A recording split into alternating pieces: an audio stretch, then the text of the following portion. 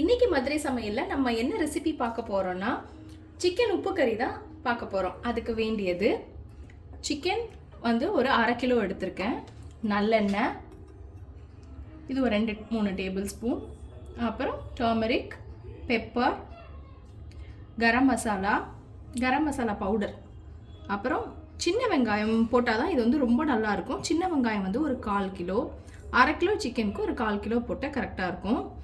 இது வந்துட்டு 12 வரமிளகாவை வந்து உள்ள சீட்ஸ் எல்லாம் எடுத்துட்டு நம்ம வந்து ஒரு 12 வரமிளகா எடுத்திருக்கேன். இது வந்து ஸ்பைஸ் லெவல் வந்து கொஞ்சம் கூட தான் இருக்கும்.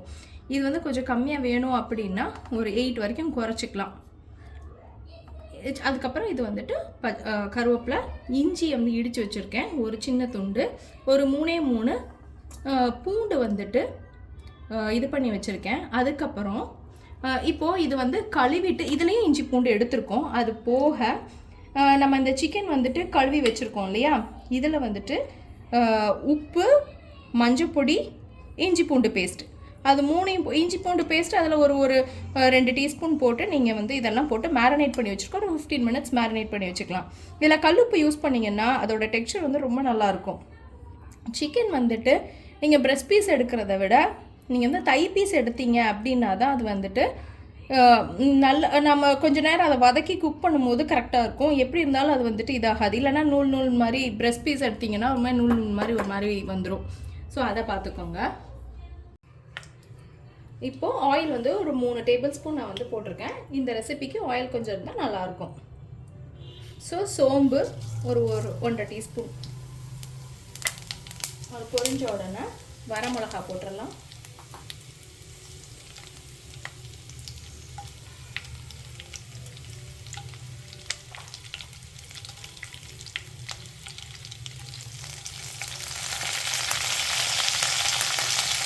இதுக்கு நிறைய இன்க்ரீடியன்ஸ்லாம் தேவையில்லை.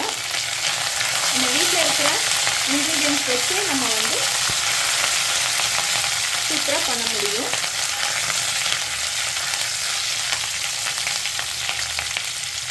இதுக்கப்புறம் நம்ம வந்து இஞ்சி போட்டணும்.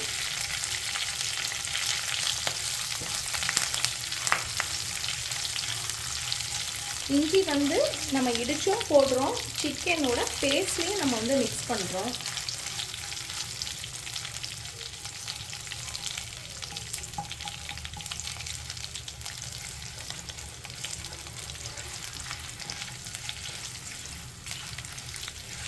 கம்மியான இன்க்ரீடியன்ஸில் இந்த சிக்கன் வந்துட்டு அவ்வளோ டேஸ்ட்டாக இருக்குங்க.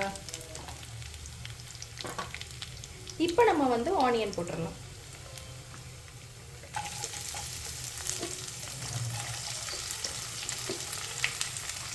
ஆனியனோடைய நம்ம பூண்டுமே போடுறோம். இது ஒரு சில பேர் ஆல்ரெடி பண்ணுறீங்க. இது நான் எப்படி பண்ணுறேன்ற ரெசிபி நான் உங்களோட ஷேர் பண்ணிக்கிறேன். அவ்வளோதான்.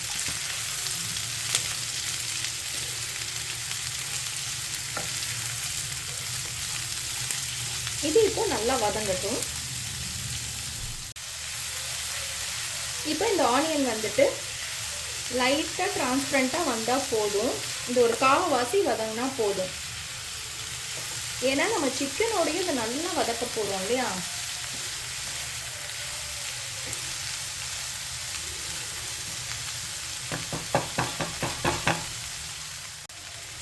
இப்போ ஆனியன் ஒரு கால்வாசி வதங்கிடுச்சு.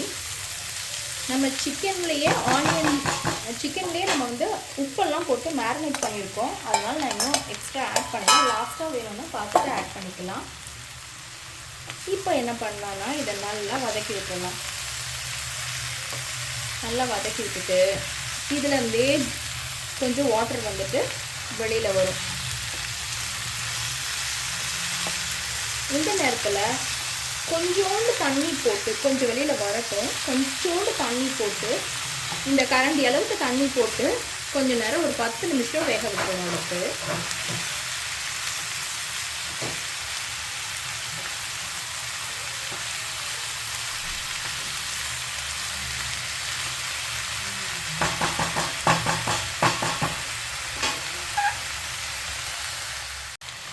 இப்போ இதில் இந்த சிக்கன்லேருந்தே கொஞ்சம் தண்ணி வந்து விட்டுருக்கு. நம்ம இன்னும் கொஞ்சம் தண்ணி ஆட் பண்ணிக்கலாம்.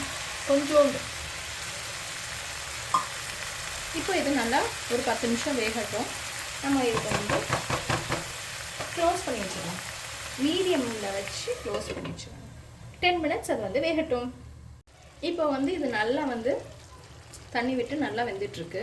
இது கொஞ்சம் நம்ம இப்போ ஓப்பன் பண்ணி வேக விட்டுடலாம்.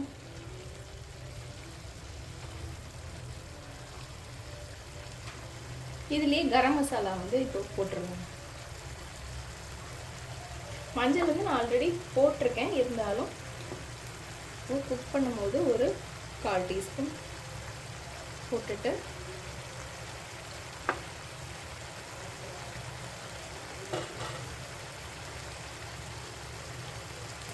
ஒரு டீஸ்பூன் கரம் மசாலா போடணும். உங்களுக்கு மசாலாஸ் ரொம்ப பிடிக்கும் அப்படின்னா இன்னும் நீங்கள் ஆட் பண்ணிக்கலாம். இல்லை மசாலா ஓவர் பவுடரிங்காக வேண்டாம் அப்படின்னா நீங்கள் 1 டீஸ்பூனோட நிப்பாட்டிக்கோங்க. மீடியம் லெவலுக்கு 1 டீஸ்பூன் வேணும். இந்த மசாலாவோட அது நல்லா குக் ஆகட்டும்.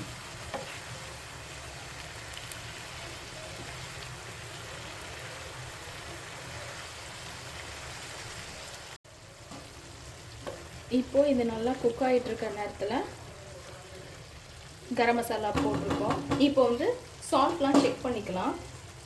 உங்களுக்கு மசாலா வந்துட்டு ஒரு மீடியமாக வேணும் அப்படின்னா ஒரு 1.5 டீஸ்பூன் போடுங்க 1/2 கிலோவுக்கு. இல்லைன்னா ஒரு 2.5 டீஸ்பூன் வரைக்கும் போடலாம். நல்லா பெரியவங்க தான் சாப்பிட போகிறீங்க அப்படின்னா ஒரு 2 டீஸ்பூன் வரைக்கும் போட்டால் தாங்க அது ரொம்ப நல்லாயிருக்கும். நீங்கள் குழந்தைங்க கொடுக்குறீங்க அந்தளவுக்கு மசாலா வேணான்னா மட்டும் நீங்கள் வந்து ஒரு 1.5 டீஸ்பூன் போட்டுக்கோங்க.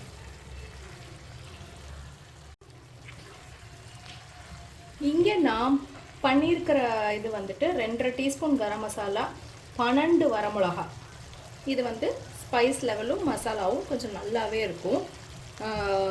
மீடியமாக வேணும், கொஞ்சம் குழந்தைங்க கம்மியாக வேணும் அப்படின்னா 1.5 டீஸ்பூன் கரம் மசாலா, ஒரு 7-8 வரமிளகா. இப்போ பாருங்கள் நல்லா வெந்துருச்சு. லைட்டாக செமி கிரேவியாக இருக்குது. இதில் கொத்தமல்லி போட்டாச்சு. இறக்கும் போது கொஞ்சமாக அந்த கிளேஸ்க்காக லைட்டாக நல்லெண்ணெய் விட்டிங்கன்னா அந்த வாசனை சூப்பராக இருக்கும். ஸ்பைஸ் இதுக்கு மேலே வேணும்னா நீங்கள் வந்து பெப்பர் தூள் லைட்டாக போட்டு இறக்கலாம். எனக்கு இதுவே ஸ்பைஸ் லெவல் கூட தான் இருக்குது, அதனால் நான் இதிலேயே ஸ்டாப் பண்ணிக்கிறேன். பாய். இன்னும் ஒரு சூப்பரான இன்ட்ரெஸ்டிங்கான ரெசிபியில் மீட் பண்ணுவோம். பாய்.